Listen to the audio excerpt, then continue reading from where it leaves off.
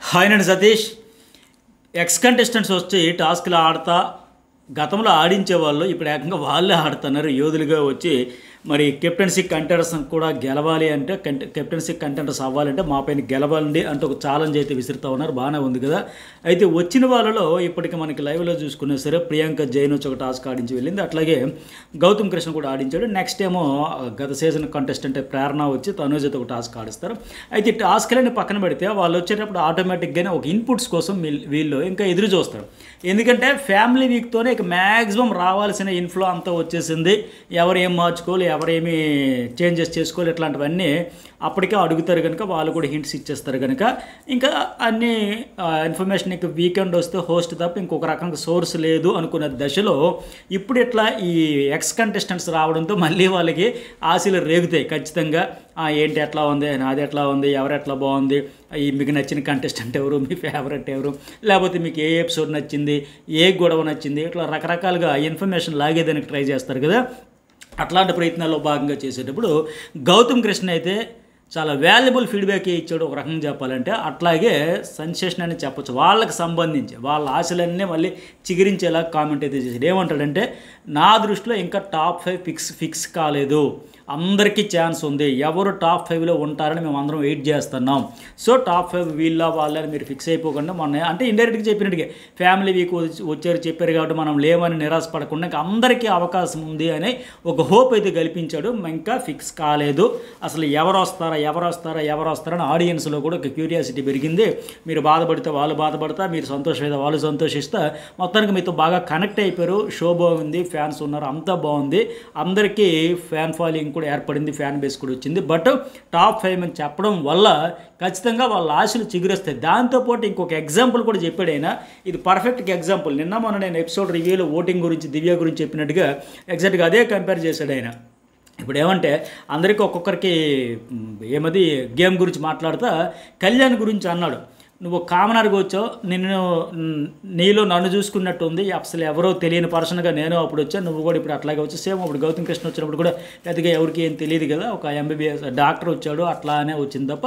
ఆ తర్వాత సీజన్ 7లో వచ్చిన తర్వాత మళ్ళీ ఫేమ్ వచ్చిన తర్వాత ఆయన సినిమాలు చేయడం, మళ్ళీ సీజన్ 8లో రావడం, ఇవన్నీ జరిగాయి కదా. అందుకే నీలో నన్ను చూసుకున్నట్టుంది, నీకు కూడా అవకాశం ఉంది, ఆడితే బాగుంటుంది లెక్క మంచి ఫీడ్బ్యాక్ ఇచ్చాడు. అయితే ఇక్కడ గౌతమ్ కృష్ణ గురించి కూడా చెప్పుకోదగ్గది ఏంటంటే మరొక పాయింట్ కూడా చెప్పాడు ఆయన. నేను కూడా అప్పుడు ఎలిమినేట్ అయిపోయిన స్థాయి నుంచి మళ్ళీ ఎంతవరకు వచ్చానో తెలుసు కదా, ఏ రేంజ్లో ఆడానో, రన్నరప్ కూడా అయ్యాడు కంటే అది పెద్ద అచీవ్మెంటే కదా, నిజంగా ఒక ఫీనిక్స్ పక్షి అంటారు కదా, అట్లా ఆడుకుంటూ వచ్చాడు ఆయన. సో ఈ 4 వీక్స్ ఇంకా గేమ్ చాలా ఉంది, ఏదైనా జరగచ్చు. ఇంకా నేను నా ఫ్రెండ్ నా బాండ్ ఇట్లా కాకుండా మీ గేమ్ మీకోసం ఆడండి, ఇంక మీరు ఆడాలన్నా ఆడకూడదు అనుకున్న తిప్పి కొడితే 4 వారాలు కనుక ఏదైనా జరగచ్చు, ఎవరు పొజిషన్ అయినా మారిపోవచ్చు, టాప్ 5 కూడా ఇంకా ఫిక్స్ కాలేదు అని చెబుతూ తనది కూడా లైవ్ ఎగ్జాంపుల్ కదా. అప్పుడేంటి సీజన్ 8లో వచ్చేటప్పుడు 5వ వారం వచ్చాడు వైల్డ్ కార్డ్గా వచ్చేటప్పుడు, ఈ వారం ఫైర్ స్ట్రోమ్లో వచ్చినట్టుగా మొత్తానికి వైల్డ్ కార్డ్స్ అందరినీ పంపించేశారు కదంటే దివ్య నేను ఇంకా ఉన్నాను అంటుంది కదా, అదే నువ్వు ఒక్క అమ్మాయి ఉన్నావు అంటూనే ఇతను కూడా సేమ్ నేను అప్పుడు 5వ వారం వచ్చాడు, వచ్చిన తర్వాత ఏంటి 7వ వారం వెళ్ళిపోయాడు, 49వ రోజు వెళ్ళిపోయాడు. మొన్న రామురాధుడు తనంతట తాను ఉండలేక వెళ్ళిపోతాను అన్నట్టుగా అప్పుడు మణికంఠ తనంతట తాను వెళ్ళిపోతాను అనేటప్పుడు వాస్తవానికి అక్కడ గౌతమ్ కృష్ణ ఆ వారం ఎలిమినేషన్. బట్ మణికంఠ వెళ్ళిపోవడం వల్ల ఇతడు హౌస్లో కొనసాగాడు. దాని మీద కొన్ని మాటలు కూడా పడ్డాడు. ఒక ఎవరావిడ గంగావి ఎవరో కొద్దిగా అవమానించినట్టు కూడా కొన్ని మాట్లాడారు, ఎవరు ఆవిడ అనుకుంటా, అట్లా కొన్ని మాటలు కూడా పడ్డాడు. ఎనివే అవన్నీ పక్కన పెడితే ఆ తర్వాత కూడా అవకాశాన్ని వినియోగించుకుంటూ ఎరగొడ్డేసి ఆడాడని చెప్పాలి. గ్రూప్ గేమ్ని ఎండగొడుతూ చెలరేగిపోతూ అసలు వెళ్ళిపోయాడంటేనే కాన్ఫిడెన్స్ కోల్పోతాడు. ఆ వారం అంతా డల్గా అయిపోయి మొహం లాక్కుపోయి పీకిపోయి కాన్ఫిడెన్స్ కోల్పోయి ఎవరైనా సహజం, అది లో కాన్ఫిడెన్స్ అయిపోయి అట్లా ఉండేది.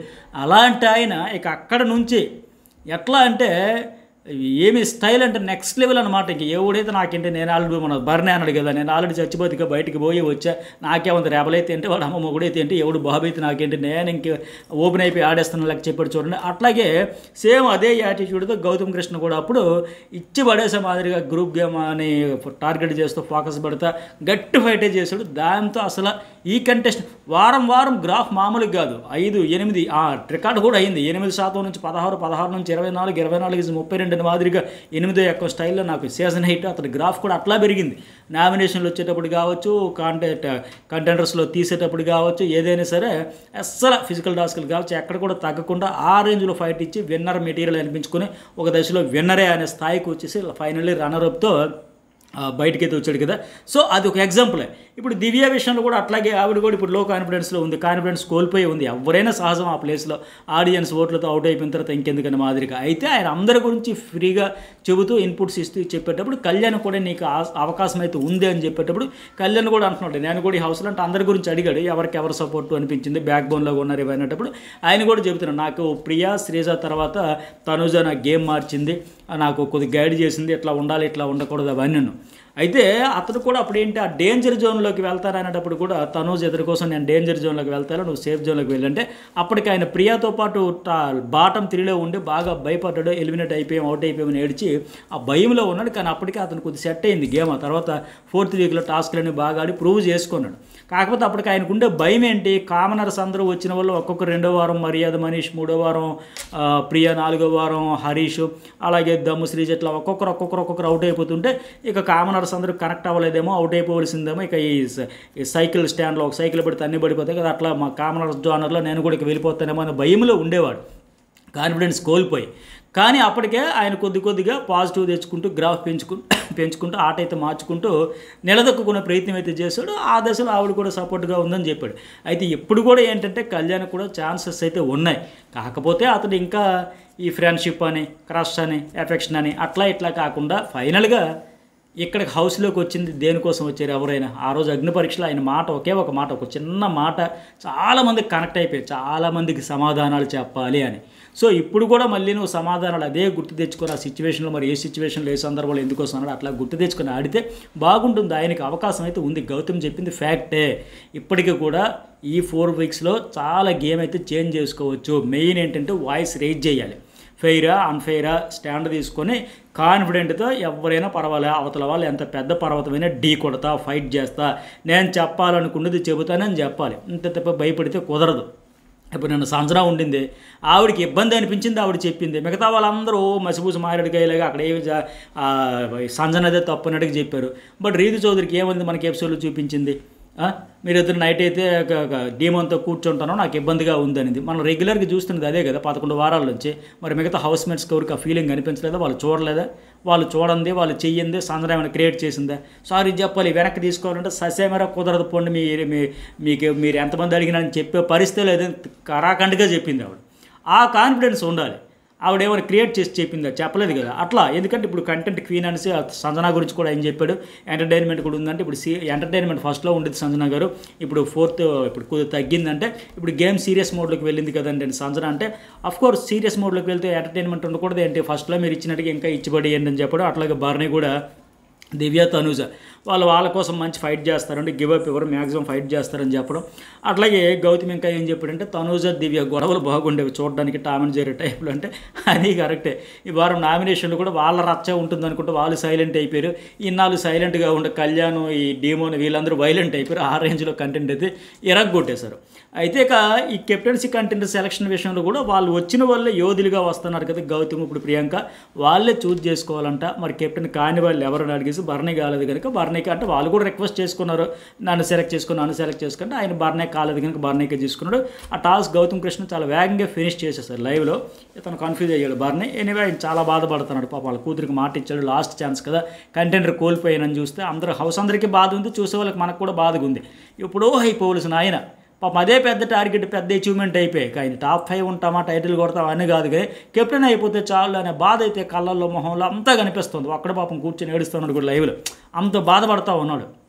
అయితే మరి వచ్చిన వాళ్ళు కూడా ఇప్పుడు 3 వచ్చారు, 3 చూజ్ చేసుకున్నారు. ఇంకా రాబోయే వాళ్ళు కూడా ఆల్రెడీ మిమ్మల్ని చూజ్ చేసుకుని మీతో ఛాలెంజెస్ టాస్క్లు ఆడారు కనుక మరి మీకు అవకాశం లేదు, కొత్త వాళ్ళతో ఆడతామనుకుంటారా? లేకపోతే సర్లే మీరు ఆల్రెడీ ఇప్పుడు ఇమాన్యుయల్ 2 సార్లు అయ్యావు, తనూజాకి 2 సార్లు ఇమ్యూనిటీ వచ్చింది, అట్లాగే ఇంకెవరు డీమోన్ 2 సార్లు అయ్యావు కనుక సో ఆయనకి అసలు అవ్వలేదు కనుక ఆయనకి అవకాశం ఇద్దామని, ఒకవేళ వాళ్ళు ఏమైనా అవకాశం ఇద్దామని ఇస్తే మళ్ళీ అతనికైతే ఆశలు చిగిరేస్తే అప్పుడైనా మరి గట్టిగా అంటే పాప ఆయన దురదృష్టం ఏంటంటే ప్రెజర్ ఎక్కువైపోతుంది. ఇప్పుడు కూడా ఈ టాస్క్ మామూలుగా అయితే ఆయన స్పీడ్గా ఆడేవాడు, కన్ఫ్యూజ్ అయ్యాడు, ప్రెజరు. ఇప్పుడు గౌతమ్ కృష్ణకి ప్రియాంకకి వాళ్ళే ఉంది, వాళ్ళకి వచ్చేది లేదు పోయేది లేదు, వచ్చామా సరదాగా ఆడామా వెళ్ళిపోయాం అన్నట్టు ఉంటుంది, రిలాక్స్డ్గా వచ్చి బయట నుంచి వచ్చే వాళ్ళు ఆడుకుంటూ పోతారు. బట్ వీళ్ళకి ఏంటంటే పర్టికులర్గా భరణి లాంటికి డూ ఆర్ డై అనే పరిస్థితి అయిపోయింది కనుక ఒత్తిడితో అయిపోతా ఉన్నాడు. మరి వాళ్ళు వచ్చేవాళ్ళు ఈసారి అవకాశం మళ్ళీ ఆయనకి మిగతా వాళ్ళు నెక్స్ట్ రాబోతున్న కంటెస్టెంట్లు కూడా ఎక్స్ కంటెస్టెంట్లు కూడా ఆ ఛాన్స్ ఇస్తే అప్పుడన్నా మరి ప్రూవ్ చేసుకుంటాడేమో. సరే మొత్తానికి అందరు రిక్వెస్ట్లు చేసుకోవడం, ఎమ్మెల్యేలు కూడా అంతా బాగుంది, ఫన్ ఎమోషనల్ కంటెంట్ అంతా అట్లా అందరికీ ఫీడ్బ్యాక్ చెప్పాడు. మరి చూద్దాం మళ్ళీ భరణికి మరొక ఛాన్స్ వస్తుందా రాదా.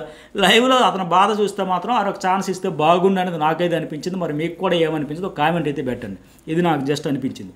అట్లాగే ఇక ప్రియాంక కూడా వచ్చేటప్పుడు కళ్యాణ్ చూజ్ చేసుకుంది. మరి వాస్తవానికి ఎందుకంటే ఆవిడ ఫిమేల్ కంటెస్టెంట్ కొద్దిగా ఈజీగా గెలిచే వాళ్ళని అయితే చూజ్ చేసుకోవచ్చు, కానీ ఎప్పుడు చూజ్ చేసుకుంటుంది అట్లా తన హౌస్లో కంటెస్టెంట్గా కొనసాగే అవకాశం ఉంటుంటే తను గెలవాలి కాబట్టి ఎవరైనా సెల్ఫిష్గా ఆడతారు. బట్ ఇక్కడేమైంది, ఆవిడ గెస్ట్గా వచ్చింది, టాస్క్ ఆడాలి, ఎంజాయ్ చేయాలి, వాళ్ళకి ఆడించాలి, వెళ్ళిపోవాలి. అందుకే అందరూ అంటారు ఏంట్రా కళ్యాణ్ నిన్నెందుకు చూజ్ చేసుకుంది, ఏం మంత్రం వేసావురా, ఏం మాయ మాటలు చెప్పారు, ఆవిడకి ఎలా ఇంప్రెస్ చేసావురా అని అందరూ. ఆ హుక్స్ టాస్క్ కదా, 4, 3, 2 హుక్స్ వేసి ఒక 3 రౌండ్స్లో ఆడాలి. నిజంగా వాస్తవానికి ఇద్దరు కూడా చాలా టఫ్గానే ఆడారు, స్పీడ్గా నువ్వనే అన్నట్టుగా ఆడారు. బట్ ఏం పేరు ప్రియాంకకి అయితే 3వ దగ్గర 4 రౌండ్స్లో కొద్దిగా డిలే అయిపోయి, అది చేపతో వాళ్ళకి స్కెల్టన్ ముళ్ళులో పెట్టేది ఉంది కదా, అక్కడికి వచ్చేసరికి ఆవిడ కాస్త టైం తీసుకుంది, అవ్వలేకపోయా. అట్ ద సేమ్ టైం మరి కళ్యాణ్ కూడా మనకు ప్రోమోలో చూపించినట్టుగా సింగిల్ హ్యాండ్తో ఆడాలంటే నోరు ఒకసారి వాడాడు, కాలితో కూడా వాడాడు. మరి ఇమాన్యుల్ అయితే సంచాలకు మనం ఎపిసోడ్ చూశాక చూద్దాం, కావాలని ఇమాన్యుల్ కూడా వదిలాడా, లేకపోతే అతను ఫౌల్ ఆడాడా, లేకపోతే ప్రియాంక కూడా సరేలే మనం ఉంటాం వెళ్ళిపోతాం, వాళ్ళు ఉండేది కదా కంటెంట్ కానీ గివ్ అప్ ఇచ్చిందా అంటే చూసే చూడనట్టు వెళ్ళిపోయిందంటే ఆవిడ చూసే చూడనట్టు కదా, ఆవిడ గోళ్ళ ఆవిడ ఉంది ఎలాగైనా టాస్క్ ఆడాలి విన్ అవ్వాలని. బట్ 3వది మెయిన్ 4వ దగ్గర ముళ్ళు ఉంటుంది చేప ముళ్ళు, అది పెట్టే దగ్గర ఆవిడకి డిలే అయిపోయాయి. సరే ఇక తర్వాత ఏంటంటే ప్రేరణ వస్తుంది, ప్రేరణ వచ్చి తనూజని చూజ్ చేసుకుని ఒక టాస్క్ ఆడతారంటే బాల్ టాస్క్, అది కూడా చాలా నువ్వా నేనా హోరా హోరీ గాడి, ఒక రౌండ్లో ఆవిడ గెలిస్తే ఒక రౌండ్లో ఈడు, ఒక రౌండ్లో ఆవిడ, ఒక రౌండ్ ఈడినట్టుగా అంత టఫ్గా అయ్యి ఫైనల్లీ ఎవరు గెలుస్తారు. ఇప్పటికే అప్డేట్ ఇచ్చాను కదా, ఎంతమందికి ఆ అప్డేట్ గుర్తుందో ఒక కామెంట్ అయితే పెట్టండి. ఇలాంటి అప్డేట్స్ అన్నీ కూడా ఇంకెందుకు ముసుగులో కుదిరట. తనూజ లాస్ట్ బాల్ దగ్గర ఓడిపోతుంది, ప్రేరణ గెలుస్తుంది. సో తనూజ భరణి రేసులో తప్పుకుంటే కళ్యాణ్ ఉన్నాడు, ఇంకా కొత్త వాళ్ళు వచ్చినప్పుడు ఇంకెంతమంది వస్తారు చూద్దాం. మరి మీకేమనిపించింది ఖచ్చితంగా ఒక కామెంట్ చేయండి. మీ దృష్టిలో టాప్ 5 ఎవరు, గౌతమ్ కృష్ణ చెప్పినట్టు ఇంకా టాప్ 5 ఫిక్స్ కాలేదా, మీ దృష్టిలో టాప్ 5 ఎవరు అనేది కూడా కామెంట్ పెట్టండి. ఈ వీడియోకి ఎంతవరకు లైక్ చేయకపోతే లైక్ చేయండి. ఇప్పటికే న్యూస్ బాల్లో ఓటింగ్ అనాలిసిస్ కూడా వేసావు కదా, ఆ వీడియోలో మధ్యలో కొద్దిగా అవుట్డోర్ కదా, గాలి బాగా వస్తుంది, ఏంటది అలల హోరు గాలి ఇవన్నింటి వల్ల కొద్దిగా సౌండ్ డిస్టర్బెన్స్ అది అక్కడక్కడే ఉంది, మిగతా అంతా బాగానే ఉంది, 1-2 చోట్ల చిన్నదే డిస్టర్బెన్స్. ఆ వీడియో కూడా మిస్ కాకుండా చూడండి.